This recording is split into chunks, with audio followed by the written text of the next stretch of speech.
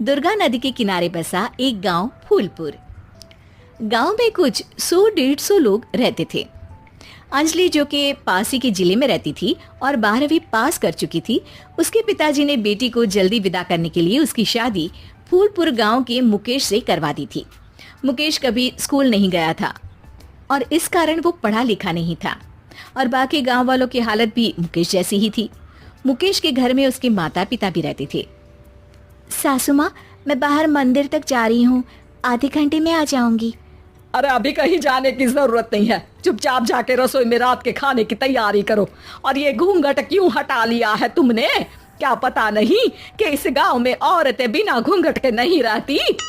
रात में अंजलि छत पर जाकर अपनी मम्मी से बात कर रही होती है।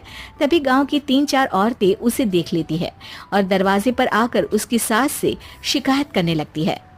और क्या हुआ? अरे छत पे तो देखो, आपकी बहू मटक मटक के किसी से फोन पर बात कर रही है। दिन भर फोन पे लगी रहती है। अरे कल तो मंदिर के पास वो क्या कहते हैं, सेल्फी ले रही थी। शहर की बहू रखना अच्छा शान की बात है, पर देखना इसके लक्षण से ये तो तुम्हारे परिवार को बदनाम ना कर दे। ये पहली बार नहीं था जब सास से गांव के लोगों ने अंजलि की बुराई या शिकायत नहीं की हो। अब तो ये रोज की बात थी। अंजलि ये सब सुन लेती है। जब वो नीचे जाती है तो मुकेश भी वहां आ जाता है। सास कहती है, बेटा, लोग घर आकर शिकायत करने लगे हैं बहू के कामों की। देख लो, पति हो, संयम से रखो इसे। माँ जी, मैं तो अपनी माँ से बात कर रही थी, क्योंकि यहाँ कोई बात करने लायक ही नहीं है और अब मैं माँ के पास ही रहूंगी। वहाँ क्या रहना, वहाँ बाहर के लोग तो ठीक है, पर घर के लोग भी इज्जत ना दे सके। अरे नहीं नहीं अंजलि, ऐसा नहीं है, धीरे धीरे सब ठीक हो जाएगा, तुम फिक्र ना करो। अरे बस कुछ बोलना ही नहीं है, सर पे चढ़ा रखा है बहू को।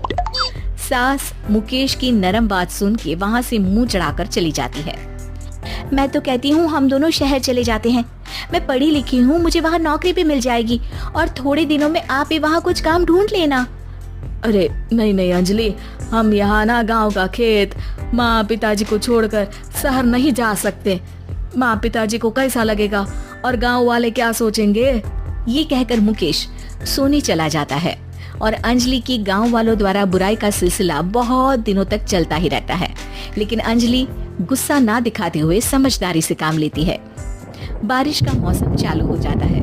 जोरदार बारिश से पूरे गांव में हाहाकार मच जाता है। दुर्गा नदी में बाढ़ आ जाती है और बाढ़ का पानी पूरे गांव की फसल तबाह कर देता है।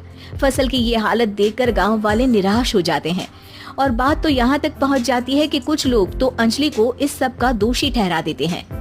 अरे पूरी फसल तबाह हो गई, पता नहीं किसकी नजर लग गई है। अरे जब से चौधरी परिवार में ये शहर की बहू आई है ना, तब से ही गांव की शांति चली गई है। इसके कर्म कांड से माँ दुर्गा नदी भी खुश नहीं है। ये सब सुनकर बेचारी अंजलि रोते हुए अपने घर चली जाती है। कुछ दिन बाद सभी गांव वाले अपनी फसल का मुआवजा लेकर अपने अपने घर आते हैं। मुकेश भी 1500 लेकर आता है। अंजलि को जब पासबुक दिखाता है तो अंजलि हैरान हो जाती है। अरे, ये पासबुक में तो उन्होंने 4000 की एंट्री करी है और आपको सिर्फ 1500 दिए। सच में? अरे वो सरकारी अफसर आपको बेवकूफ बना रहे हैं। सरकार की तरफ से हमें 4000 मिले हैं, लेकिन बाकी का सारा पैसा खुद ही खा रहे हैं। आप लोग के अनपढ़ होने का फायदा उठा रहे हैं। ये सब सुनकर मुकेश परेशान हो जाता है, लेकिन अंजलि उसे हिम्मत से काम लेने को कहती है और सुबह होते ही मुकेश को पंचायत कार्यालय ले जाती है और साथ में गांव के और लोगों को भी। आप सरकारी बाबू क्या गांव के लोगों को बेवकूफ समझते हैं? आपको क्या लगता है ये पढ़े लिखे नहीं है तो आप कुछ भी मनमानी करेंगे? ये बेचारे दिन रात इतनी मेहनत करते हैं, ये हमारे अन्नदाता हैं और आप इनके साथ ऐसा धोखा करते हैं। अरे क्या बके जा रही है ये लड़की, किस धोखे की बात कर रही है? अपने कांड करके नदी माँ को नाराज करके हमारा नुकसान करके इसे चैन नहीं मिला क्या? सरपंच जी, इन सरकारी बाबू ने मुझे बेवकूफ बनाया है और मेरे हिस्से के पैसे खुद चट कर गए। बस ये सुनते ही सरपंच वहाँ से दुम दबाकर भाग जाता है। पता चलता है कि जनपद अधिकारियों ने गांव के सरपंच के साथ मिलकर सबके साथ धोखा किया है। सब लोगों का विरोध शुरू हो जाता है और आखिर में अधिकारी सब गांव वालों के हिस्सों के बचे हुए पैसे उन्हें लौटा देते हैं और कई दिन तक सरपंच गांव में लौटता ही नहीं। अंजलि, तुम नहीं होती तो हम गांव वालों को तो पता ही नहीं चलता कि ये हमें हर बार बेवकूफ बनाते हैं। हाँ हाँ अंजलि बेटी, हमें माफ कर दो। हम सब तुम्हें बुरा भला कहते रहे, लेकिन तुमने ही आज हमें बेवकूफ बनाने से बचाया है। हमें तुम पर गर्व है बेटी। अब समझ आया कि सरपंच तुमसे नहीं, तुम्हारे पढ़े लिखे होने से नफरत करता था।